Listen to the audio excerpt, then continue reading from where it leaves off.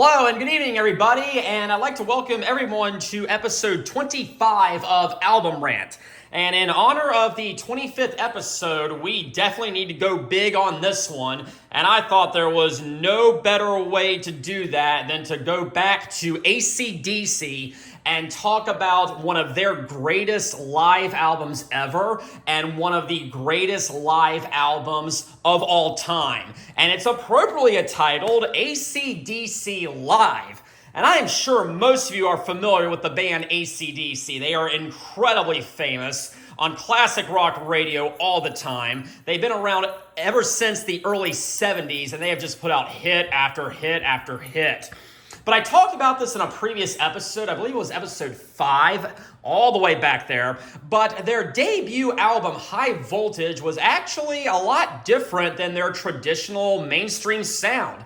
It was really more of a glam rock sound more than anything. But after that album, they adopted the more traditional rock and roll feel that we all know and love. And all throughout the 70s, these guys released hit after hit after hit. We then had TNT. We then had Dirty Deeds Done Dirt Cheap. We had Let There Be Rock. We had Powerage. And we had their very first live album entitled If You Want Blood, You Got It.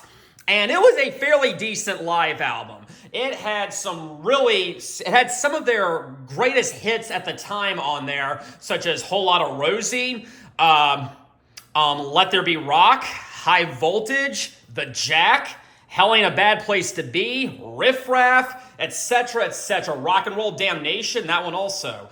My only issue with it was just way too short. It was just a single record. It was only 10 tracks.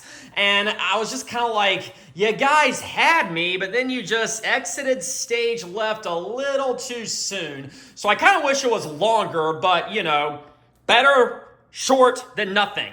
But then they released their most successful album to date, 1979's Highway to Hell. And I absolutely loved it. But then, on a more serious note, tragedy struck the band when lead singer Bon Scott tragically died in the year 1980 from alcoholism, and he was replaced very quickly with lead singer Brian Johnson. And later that very same year, they released Back in Black, which was the first album with the new singer. Now, the question that was on everybody's mind, now that Bon Scott has tragically left us, can AC/DC pick themselves back up and become the big powerhouse that they were all throughout the 70s?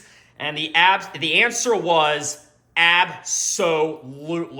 Back in Black was a great record, and a lot of those songs, again, are beyond overplayed, but still great cuts, such as Hell's Bells, Shoot to Thrill, You Shook Me All Night Long. Yeah, I am kind of sick of that one. The title track, What Do You Do for Money, Honey? Let Me Put My Love Into You, Giving the Dog a Bone. I love that entire album. And after that, they followed it up once again with For Those About to Rock, We Salute You, which had a phenomenal title track, and other songs such as Inject the Venom, COD, Breaking the Rules, Put the Finger on You, all great songs, but something about that one didn't quite sit with me very well, at least not as well as the previous one, and I gotta admit, the band was starting to get a little bit flat. Sure, it was a great record, but not nearly as good as what came before it. And unfortunately, all throughout the 80s, they seemed to get flatter and less inspired as time went on. We had Flick of the Switch, not a bad album, not a great album. Then drummer Phil Rudd was replaced by Simon Wright. And we had Fly on the Wall, which I do think gets more hate than it deserves. I actually do kind of like that one, but I'll admit it's nothing compared to their early work. Then we had Who Made Who and Blow Up Your Video. And while I don't hate Blow Up Your Video, it's definitely the weakest one at that point. But then Simon Wright on the drums was traded out for Slade on the drums. and they released The Razor's Edge in 1990. And a lot of people consider this to be a comeback album for them, and it's hard not to see why, because they started producing more hits again, most notably Thunderstruck, Money Talks, Fire Your Guns, and the title track. And yes, it was better than Blow Up Your Video, but I don't really consider it to be one of their stronger ones. Aside from a few songs, it's still kind of flat and not memorable. But after that, in the year 1992, they released their second live album, as I stated previously, is entitled AC/DC Live.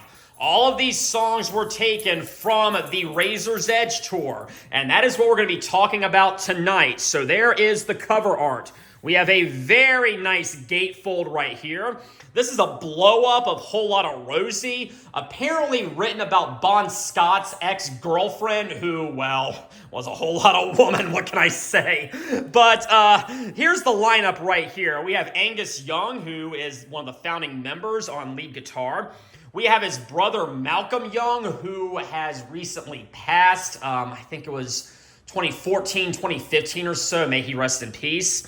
We have Brian Johnson once again on lead vocals. We have Cliff Williams on bass. He's been with the band ever since 1978 with the Powerage album. And then we have Chris Slade, the new guy, on the drums. So let's see what we have here on the back. This is a double live album, and it has 4 different sides across 2 different records. So they're rectifying a mistake I felt they made with their previous live album.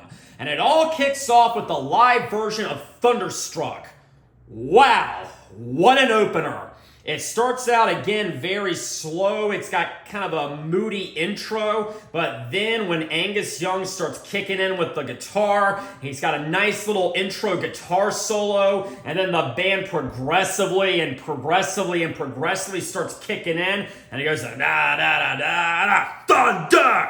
And boy, what an anthem. What a way to kick off your live album, and yes, I like this version better than the studio version, and I think this is the more popular version. Played at sporting events all the time, and it's hard not to understand why. Great opener. Then it segues into Shoot to Thrill, which, yeah, comes on the radio a lot, but it's still a great song, and I do think this live version is an improvement over it. Then we have the song Back in Black, which I will officially say I am tired of hearing the studio version. Again, I think I mentioned this in a previous episode. I used to work at a pool, and we had to listen to the radio all the time, and boy, I think I heard Back in Black twice a day. And that went on for a couple of years or so that's kind of understandable.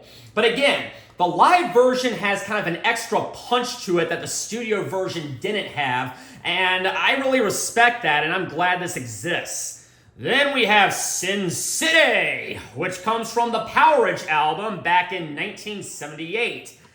Yeah, I love Sin City. It's got a nice bass intro, and then everything starts kicking in, and it's fast. It is aggressive, and I'm gonna win in Sin City. Nice little interlude in the middle, and then it picks right back up. Is this as good as the studio version with Bon Scott? I don't know, but at the same time, I can't say the studio version is better. This is a good version. The next 2 songs are at least not quite my favorite. We have Who Made Who, which was from the mid-80s, kind of that slump that I talked about. But yeah, it is better than the studio version. Again, this live album has such a punch that a lot of these original recordings just didn't have.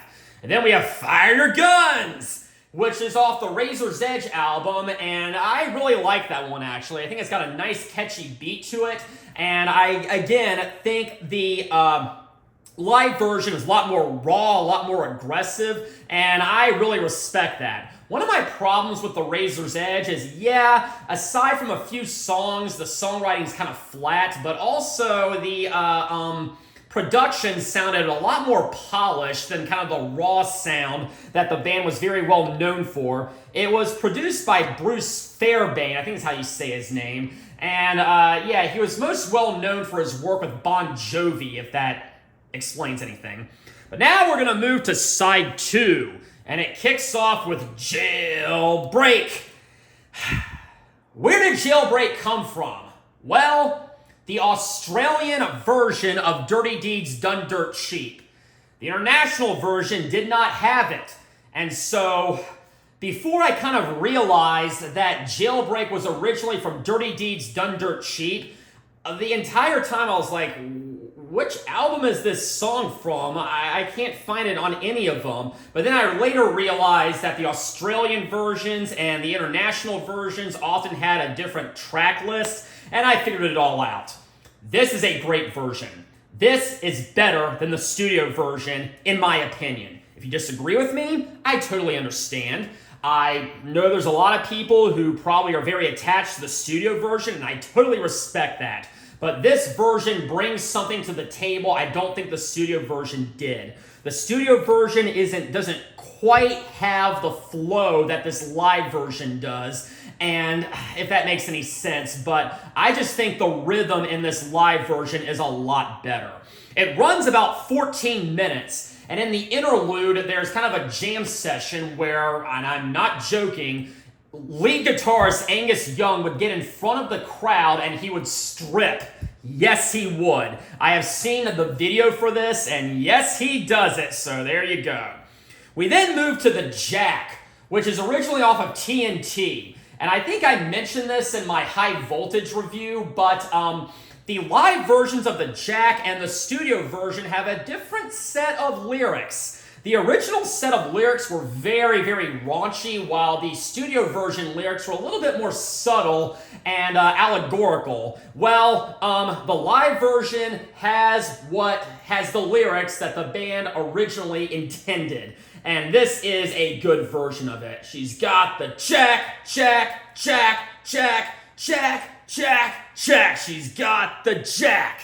Yes. Great version. Is it as good as the version off of If You Want Blood, You've Got It? I don't know. They're both pretty phenomenal, but this one is definitely up there.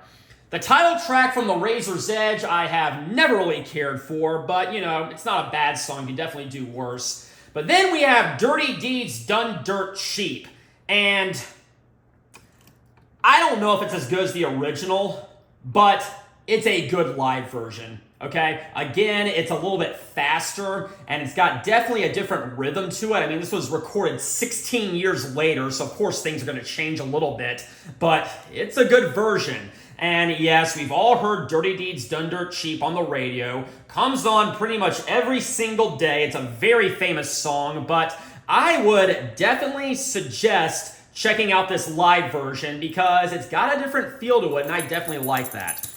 Now we come to side number 3, I guess, or side 1 on record 2. Yeah, that makes sense. And we have Hell's Bells. Yeah, again, I love Hell's Bells. I don't care if it's overplayed. I love it. I even love the studio version. I am not sick of the studio version. It's a lot slower than a lot of the stuff the band is famous for, and that may be why I like it. I have loved this song ever since I was a kid, ever since I was like 14 or 15 or so, and yeah, this version of Hell's Bells definitely is recommended because I think it's a really good one. That's all I'm going to say about that. Heat Seeker and That's the Way I Want to Rock and Roll, they are both from the Blow Up Your Video album, and they sound better on this one, I gotta admit, okay? Again, they have more of a punch to it, they have a better rhythm to it, and so I do think these versions are better. But then we come to High Voltage Rock and Roll. Great version, great song here. I love the studio version. It is off the TNT album, and here we have a live version on this album, and yeah, I mean, I may like this one better than the studio version. I'm just going to go ahead and get out there and say that. The studio version was a little bit flat in my opinion. This once again has that extra layer to it, and boy, it's got a great jam session in the middle. I really love that. I've seen these guys once, and they unfortunately did not play High Voltage, and I really wish they did, but I'm glad I at least got to see what I got to see. And yes, we now come to You Shook Me All Night Long. I used to love the song. I loved it back in high school. I loved it the first 500 billion times I heard it. It's kind of run its course, but again, the live version sounds different. The live version, again, has a different feel to it, and I think it is worth a listen, even though the song is overplayed to death. We now come to the final side, and it kicks off with Whole Lotta Rosie. And I'm going to say right now, I always felt Whole Lotta Rosie sounded a lot like Black Dog by Led Zeppelin. That may have been where they got their influence. It's got that da-da-da-da-da rhythm to it. Kind of a nice little bluesy rhythm to it, I guess you could say. And that's very similar to Black Dog, and I love both of them, okay? I don't know if I like Black Dog better than Whole Lotta Rosie, but I can say this. I really do love Whole Lotta Rosie. I just said before, this is Whole Lotta Rosie. When I saw these guys in concert, they did the very same thing during Whole Lotta Rosie, and it's actually pretty hilarious. But like I said, it's got that nice bluesy rhythm to it. It's got a very sleazy nature to it, and that may be why I like it. It's a pretty hilarious song. I have currently 5 versions of this. I have the studio version, the version off If You Want Blood, You've Got It, this version, of course, the version off their most recent live album, Live at the River Plate, I think, and I have a cover version by Guns N' Roses, and this may be the best version, I gotta say. The version off If You Want Blood, You've Got It is also really good, so I don't know. I mean, I know Bon Scott was the original singer on this, and I definitely respect that, but Brian Johnson was just perfect for this band. But then we have the big centerpiece, Let There Be Rock, one of my favorite AC/DC songs of all time.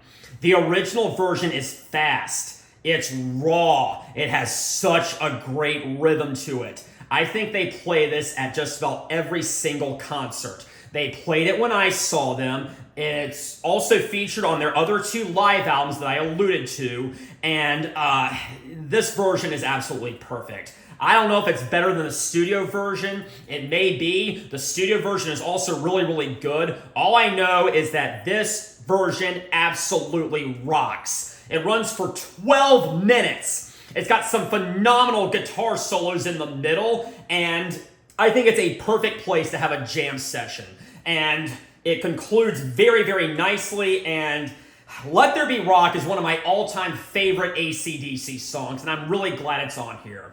Then we have Highway to Hell. Nice little encore right here. Highway to Hell is one of their all-time greatest hits ever.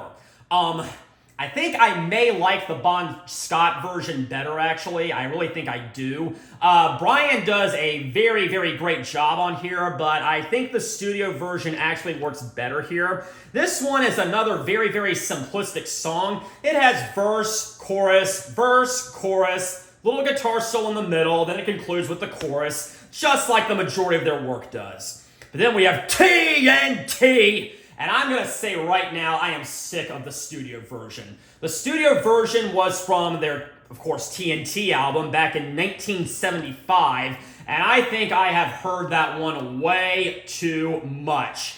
And again, I think that they do a very, very good live version here, and I think the rhythm flows a little bit better than it does in the studio version. The studio version I always thought was kind of flat. Great song, great version. I've just heard it too much, and I think that this one just flows a lot better. But TNT is another very, very sleazy song by the band, and Watch Me Explode, I'm sure you have at least an inkling as to what he's really referring to. But then it ends, and it concludes with For Those About to Rock. We salute you. Great closer.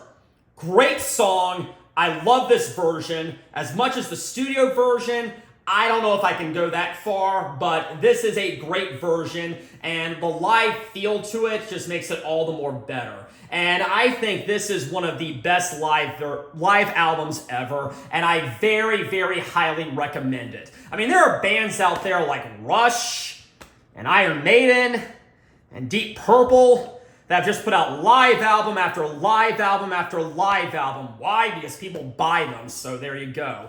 I'm actually kind of shocked that AC/DC has not put out more live albums. To date, they only have 3 official live albums across almost 50 years, and definitely showing some restraint and everything, but guys, I think you're at your best when you're on stage. I think you're at your best when you're in concert, and I really think you should put out some more live material because for the most part, I think it is better than the studio material in my opinion, okay? Now, you probably noticed something about this live record. It's on a record instead of a CD. This right here is the CD version. And I got this for my 15th birthday, actually. That was a long time ago, back in the year 2000. And I remember the night that I got this, I was pretty excited about it. But you'll probably notice some differences. The CD version has Money Talks, and it has Are You Ready, which are not featured on the vinyl version. I guess they just couldn't fit it. And those are good versions of those songs. I don't think those songs are particularly strong, but I think that the CD version gives us some much better versions of them that you will not hear on the Razor's Edge. So you might want to pick up both the vinyl version and the CD version. The vinyl version just because it sounds better, and the CD version because, well, it has those 2 songs on it, and I think it is worth a listen.